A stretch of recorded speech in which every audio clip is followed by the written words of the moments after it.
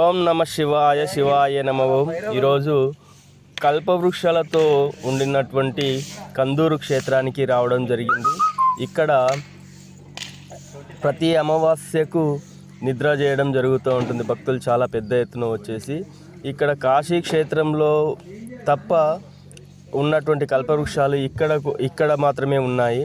ఈ కల్పవృక్షాల కింద ప్రతి పౌర్ణమి అమావాస్య తిథుల్లో భక్తులు అధిక సంఖ్యలో వచ్చేసి ఇక్కడ నిద్ర చేయడం జరుగుతూ ఉంటుంది.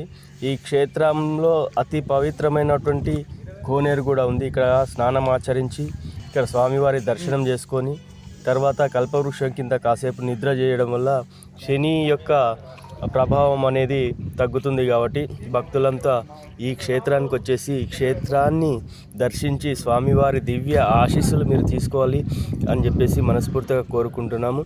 జై శ్రీరామ్, జై శ్రీమన్నారాయణ. ఓం నమ శివాయ శివాయ నమ ఓం నమ శివాయ.